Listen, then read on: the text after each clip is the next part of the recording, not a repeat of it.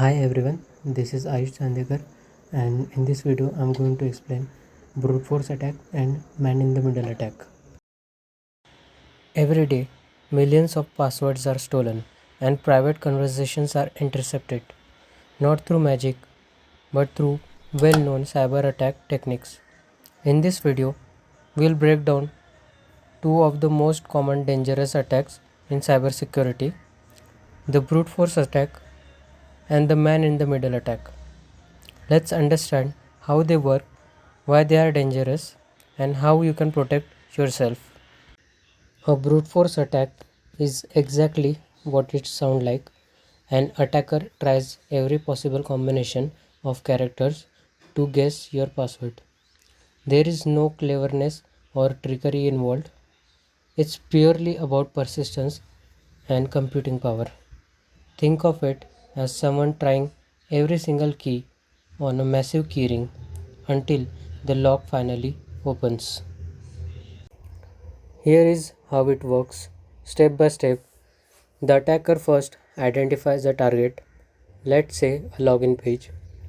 Then, using automated software or terminal, they begin submitting password after password at incredible speed.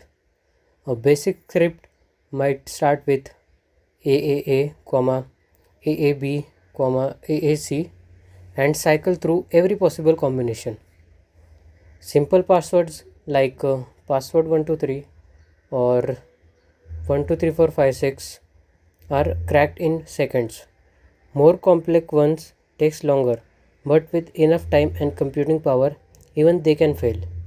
Some advanced attackers use what's called a dictionary attack, a variation where they try common words known to leak passwords, first dramatically speeding up the process. There are several types of brute force attacks. A simple brute force tries every character combination from scratch. A dictionary attack uses a pre-built list of common passwords and phrases. Credential stuffing takes username and password leaked from one website and tries them on other sites, which is why reusing passwords is so dangerous. And in reverse brute force, the attackers start with known common passwords and tries it against thousands of different usernames. Brute force attacks are behind some of the biggest data breaches in history. Streaming platforms, social media, banking services, and even government systems have all been targeted. The damage ranges from stolen personal data to massive financial losses. Defending against brute force is straightforward but requires discipline.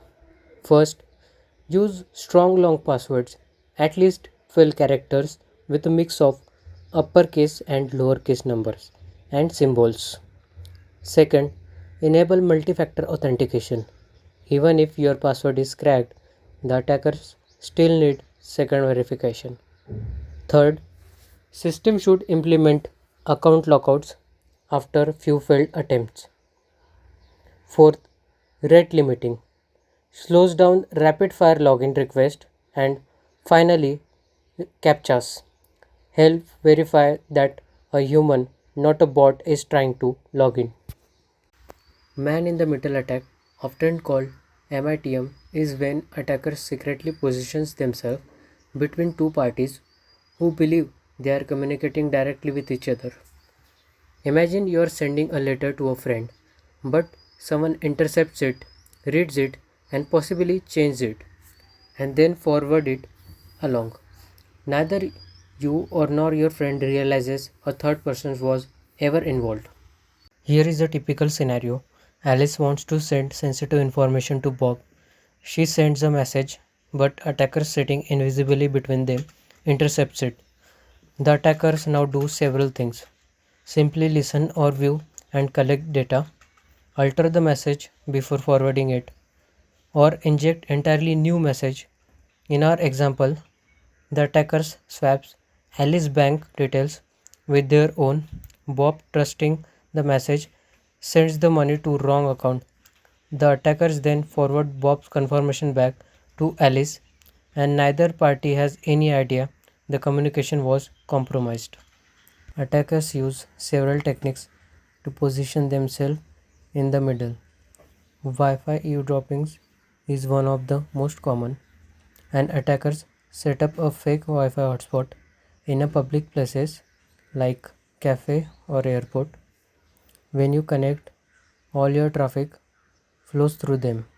ARP spoofing targets local network by tricking devices into sending traffic to the attackers instead of the router. DNS spoofing redirects you to a fake website by corrupting the domain name lookup, so you think you are on the bank site but you are actually on a clone controlled by the attackers. And SSL stripping downgrades your secure HTTPS connection to an encrypted HTTP, one allowing the attackers to read everything in plain text. MITM attacks have caused enormous damage across industries. They have been used to intercept corporate emails and redirect payments worth millions. They have compromised banking sessions, stolen login credentials, and even been used for espionage. One of the most common real-world variant is business email compromise, where attackers alters invoices in email threads to redirect funds. Protecting yourself from MITM attacks starts with awareness. Always check that website uses HTTPS. Look for padlock in your browser. Use VPN, especially on public network, to encrypt your traffic inside a secure tunnel. Avoid accessing bank or sensitive accounts on public Wi-Fi. Pay attention to certificate warnings in your browser. They often indicate someone is tampering with your connection.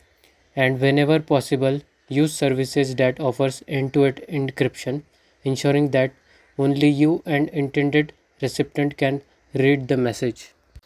To summarize, brute force attacks targets your password through sheer trial and error, while man in the middle attack target your communication by secretly sitting between you and the other party. Both are dangerous, but both are preventable. Use strong unique password, enable multi-factor authentication, encrypt your connection, stay alert to security warnings. Cybersecurity isn't just about technology, it's about building good habits.